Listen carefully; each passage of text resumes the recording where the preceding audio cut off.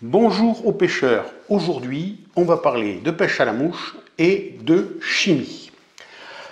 Tout part de ce petit produit que les pêcheurs à mouche connaissent, fabriqué par Shimazaki, le Dry Shake. Sur le flacon on voit Shimazaki, on voit Tiemco et puis Mouche de Charette est venu rajouter son étiquette. Voilà, j'ai payé ce petit flacon 20 €. Aujourd'hui on le trouve même beaucoup plus cher que ça. En discutant avec un ami pêcheur, on se disait que ce produit ne doit pas être bien compliqué, et j'avais trouvé sur internet des gens qui disaient qu'il s'agissait en fait d'un mélange de paraffine ou de vaseline, ce qui est le même produit, et d'un solvant à base d'essence ou de pétrole. Donc je me suis procuré tout ce que vous voyez devant moi. Alors il y a un bloc de paraffine, de la vaseline de pharmacie, une râpe pour râper finement la paraffine, des solvants, de l'essence F, de l'essence de térébenthine, du pétrole désaromatisé, de l'essence C et du white spirit. Voilà. Alors j'ai procédé à plusieurs essais. J'ai fait des mélanges avec tantôt de la vaseline, tantôt la paraffine râpée. Alors, qu'est-ce qui ressort de tout ça?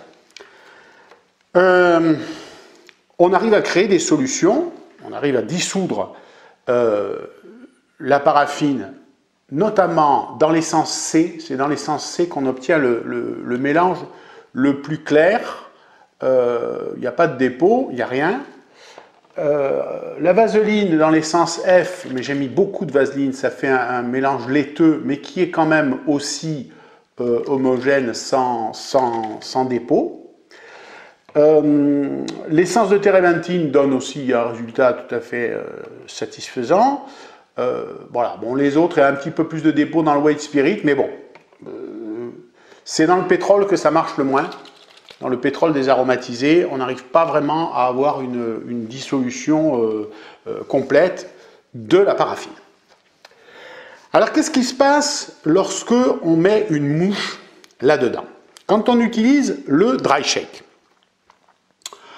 votre mouche elle est mouillée, elle coule, alors on commence par la sécher avec un petit chiffon ou un mouchoir en papier, et puis on la trempe dans ce flacon qui contient une bille en plastique dur, on la met dedans, on secoue un petit peu, on sort la mouche, on souffle dessus, et comme par enchantement, la mouche est sèche, elle est blanchâtre parce qu'elle est recouverte d'une fine couche de poudre, très fine granulométrie, un petit peu blanche, ça lui fait un peu perdre ses couleurs éventuellement, mais ça n'a pas l'air d'avoir d'effet sur l'efficacité.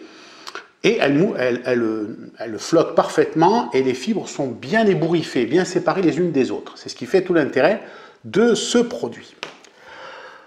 Lorsque je trempe une mouche dans ces mélanges-là, notamment dans celui-ci, l'essence C et la paraffine, qui est le plus clair, eh bien, on obtient toujours à peu près la même chose. C'est-à-dire que lorsque on sort la mouche de ce liquide, elle est mouillée naturellement, on souffle dessus le solvant, donc l'essence ou le pétrole s'évapore, plus ou moins vite, l'essence de térébenthine s'évapore plus vite que par exemple l'autre essence ou que l'alcool, que le pétrole désaromatisé, mais ça finit quand même par s'évaporer évidemment, surtout s'il fait chaud. Et il reste sur la mouche du gras. Parce que la pellicule de paraffine, ben c'est du gras et la vaseline, c'est le même produit que la paraffine. Ce gras, effectivement, empêche la mouche de couler, mais pas mieux que ne le fait le dry shake. Peut-être même un peu moins bien. Et puis surtout, on n'a pas ce côté ébouriffé des poils qui ont plutôt tendance à être collés les uns aux autres. Comme ça peut l'être avec d'autres produits, d'autres graisses qu'on a l'habitude de mettre sur les mouches. Au passage, j'ai essayé de l'huile de vaseline qui servait jadis pour la constipation, hein, en l'avalant. Ils écrivent très joliment que ça lubrifie le bol fécal. C'est magnifique. Donc ça, un flacon qui est tout neuf, que j'ai trouvé dans la pharmacie, doit être là depuis des dizaines d'années. Donc un ancien médicament contre la constipation. Alors il reste ce gras sur la mouche qui l'empêche de couler, mais ça ne va pas mieux que le dry shake, on n'a pas cette efficacité. Alors je me suis posé, et je me pose, et je vous pose la question, qu'est-ce que c'est que ce dry shake? Ben déjà, ce n'est pas une solution. Je veux dire solution au sens de solubilité. Ce n'est pas une solution. Et j'en veux pour preuve la présence de cette bille. Si vous avez vraiment une solution parfaite, ben voilà, c'est dissous, c'est dedans, il n'y a rien à faire. Là, il y a besoin d'agiter. Donc c'est une suspension. C'est la suspension d'un solide, d'une poudre, dans un liquide qui va la transporter et un liquide qui va être volatile. Alors sans doute une essence. Rien n'est marqué sur le flacon, notamment pas pour des raisons de sécurité, vous savez, ingestion, avec des codes, que faire en cas d'ingestion, etc. Il n'y a rien. Je pense que la faible quantité de produits dispense le commerçant de renseigner tout ça, je pense.